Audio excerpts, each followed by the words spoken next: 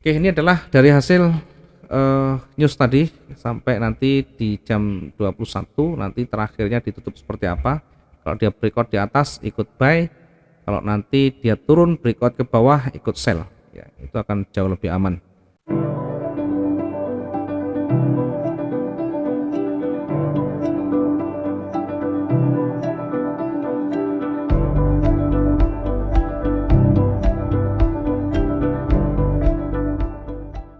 Oke, berikutnya kita lanjut lagi sambil sambil melihat perkembangan yang ada. Kita lanjut lagi di materi yang tadi ada swing tadi. Swing ini metode trading yang menggunakan trading jangka menengah, jangka panjang dengan time frame yang biasa digunakan D1 W1 atau time frame yang biasa digunakan minimal D1 atau yang lebih banyak disukai dari swing trader adalah W1, akan jauh lebih valid di sana. Kemudian selanjutnya kita akan membahas terkait dengan recovery ya. Kita akan masuk di recovery. Recovery ini adalah salah satu cara, salah satu usaha untuk memperkecil kerugian atau menekan kerugian sekecil mungkin.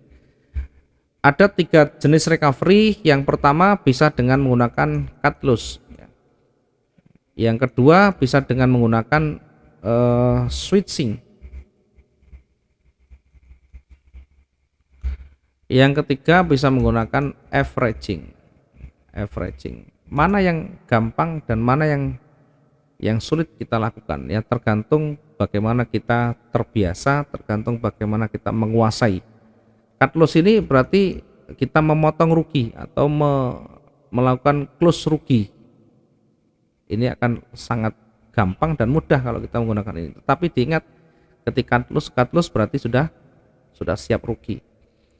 Cut loss juga bukan berarti ketika kita entry buy marketnya turun sebentar kita cut loss ya. Ada batasannya. Kita bisa lakukan batasan misalnya kan dengan 300 hingga 500 pip. Atau kita bisa tunggu hingga kerugian itu mencapai angka 5% misalnya. Baru kita cut loss. Berikutnya adalah switching. Switching ini mengganti posisi.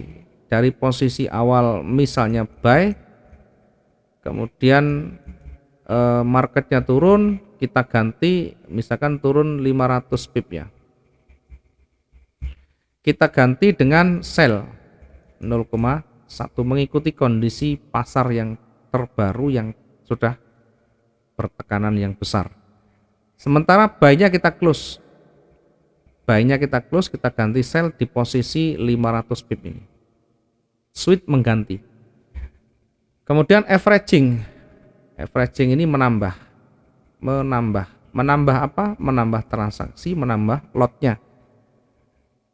Ya, ini banyak kita jumpai, mungkin di luaran sana ada istilah martingale atau marti. Itu menggandakan lot yang dari awal 0,1 jadi 0,2, 0,2 menjadi 0,4 dan sebagainya.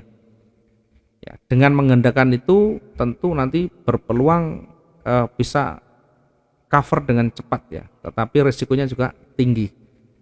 Semuanya kita bisa lakukan tergantung bagaimana skill kita, tergantung bagaimana kita mengatur dengan baik ya.